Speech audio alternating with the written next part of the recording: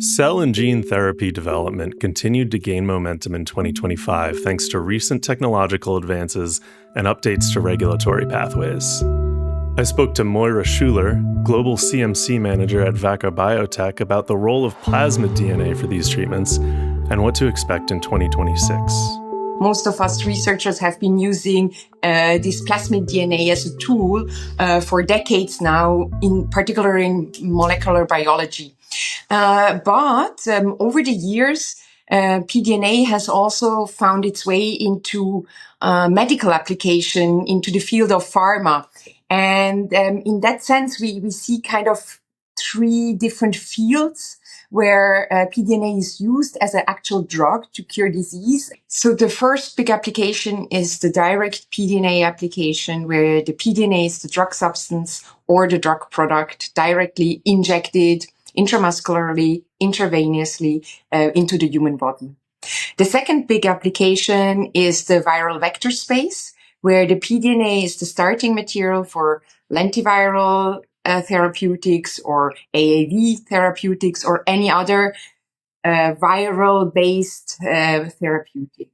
And the third big application is the RNA-based medicine, in which context we also have the in vivo cell therapies, where PDNA is used to produce mRNA that is encapsulated, for instance, in lipid nanoparticles, administered, and then kind of triggers the creation of a protein, for instance, within the human body. What does the outlook kind of look like for the next year or even the next few years? While there has been currently one approved direct PDNA therapeutic on the market, a product that is currently not on the market anymore and definitely not available on the US market, we see that that area of direct use of PDNA as a drug substance or drug product is not growing as much. But they are kind of mature in agricultural and veterinary applications. Is that right? Yeah, that's absolutely correct. In particular, in the fishing field, they are very often used as vaccines for veterinary applications.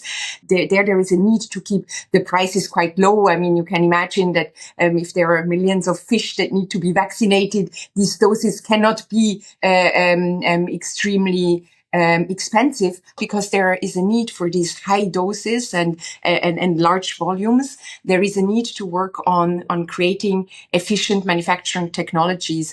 In addition to working on the manufacturing side, there can also be a way of approaching increasing yield in PDNA manufacturing by working on the strains. So by choosing specific E. coli strains to produce the PDNA, modifying them in order to produce more plasmid with less energy, this can be really also a way to kind of support the field of veterinary application to get this cost of goods down. And in this particular aspect, Wacker, where I'm working, is working on what we call the Plasmid strain, which is a particular E. coli strain that has been modified to indeed increase this PDNA manufacturing.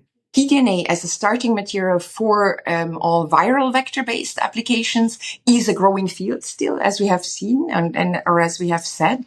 And we strongly believe that advances in the AAV space, but in particular also in the LV space, will also trigger the need for more differentiated plasmid-based starting material products, and also the need to produce them in the appropriate grade in a certain sense.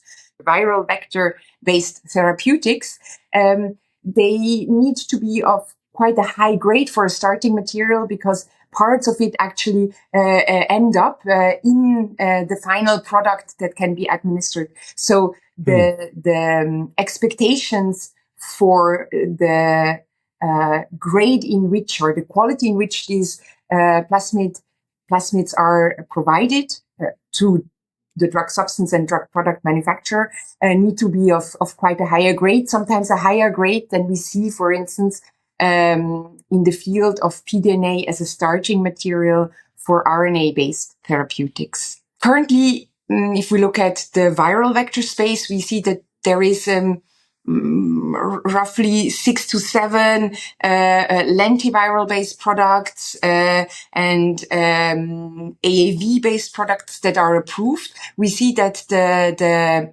pipeline for preclinical and clinical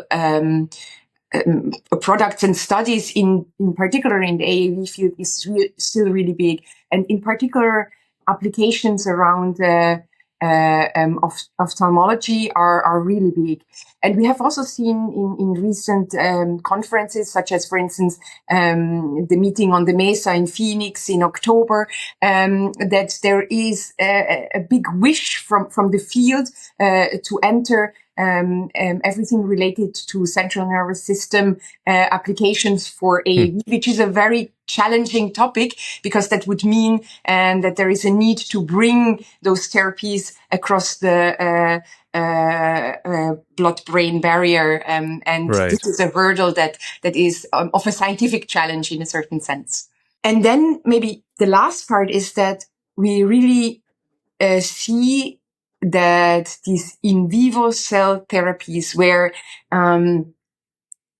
the cells of the human body are used themselves to produce in the end the substance within them, which is quite a nice outlook, is growing. And there are a lot of alliances between big pharma and smaller companies that are developing these in vivo cell therapies, where indeed the PDNA is used to produce mRNA that is then encapsulated in these lipid nanoparticles, as we see it or have seen it from the COVID vaccines, for instance.